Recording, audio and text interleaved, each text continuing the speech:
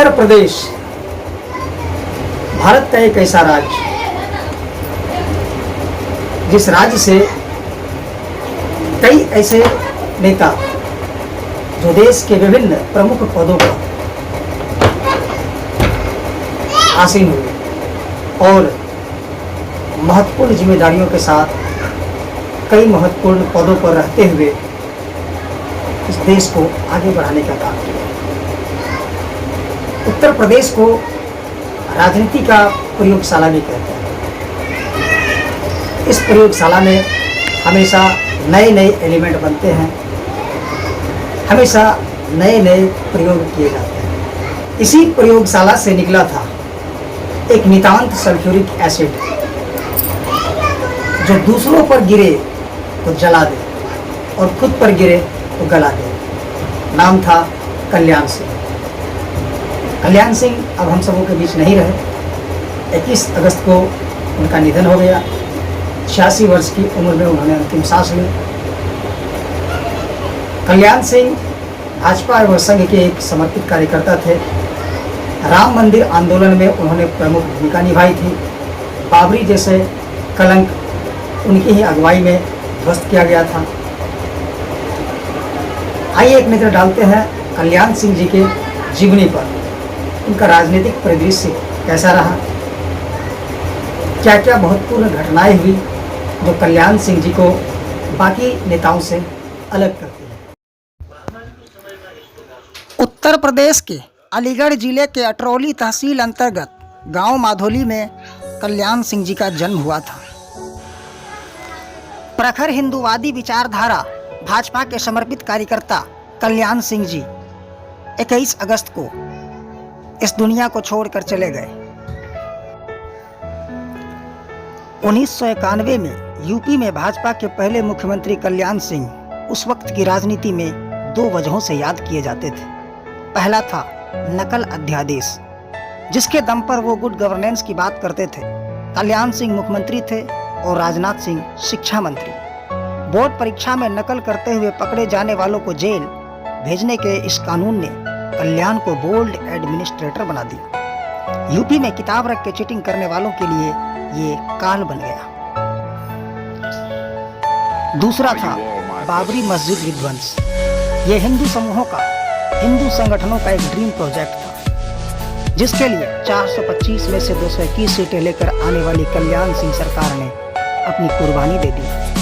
हिंदू हृदय सम्राट बनने के लिए सरकार तो गई, पर संघ की आइडियोलॉजी पर कल्याण खरे उतरे। रुतबा भी उसी हिसाब से था। 2 ही नाम थे उस वक्त, केंद्र में अटल बिहारी और यूपी में कल्याण सिंह। राजनीति में जनता पार्टी, जनसंघ और जनता दल की उठापटक चलती रही। कहानी में अगला बड़ा मोड़ आया 1989-90 में, जब देश में मंडल और कमंडल की सियासत शुरू हुई। आधिकारिक तौर पर पिछड़े वर्ग की जातियों का कैटेगराइजेशन हुआ और पिछड़ों की सियासी ताकत पहचान बन गई।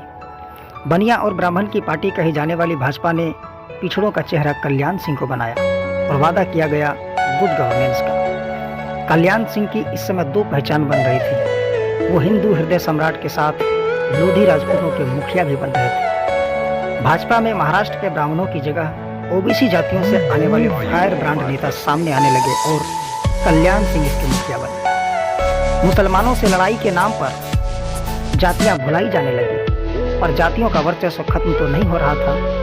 इन नए लोगों से नाराज अपर कास्ट के लोगों ने पार्टी के अंदर अपना वर्चस्व बनाने के लिए भीतर ही भीतर जंग छेड़ दी। उसी वक्त हर टिकट बंटवारे पर नाराज होने वाली भाजपाई परंपरा भी शुरू हो गई थी।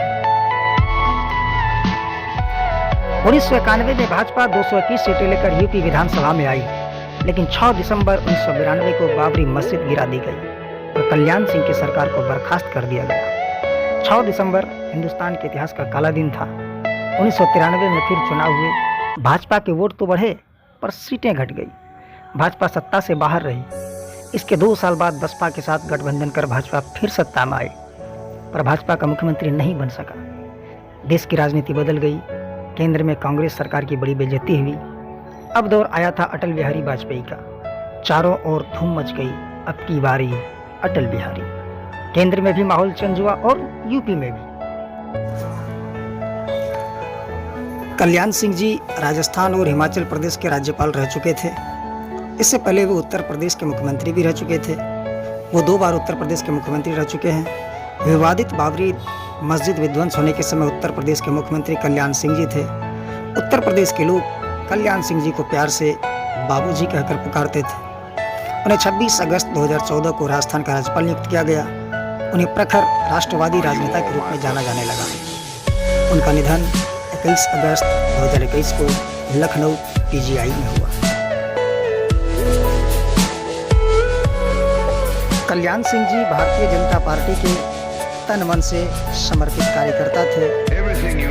उनकी इच्छा थी कि जब उनकी मृत्यु हो तो उनका शव भारतीय जनता पार्टी के झंडे से लिपटा हो। संघ और भारतीय जनता पार्टी के संस्कार मेरे रक्त के बूंद बूंद में समाये हुए हैं और इसलिए मेरी इच्छा है कि जीवन भर भाजपा में रहूं और जीवन का जब अंत होने को हो तो मेरा शव भी भारतीय जनता पार्टी के झंडे पर लिपट कर जाए।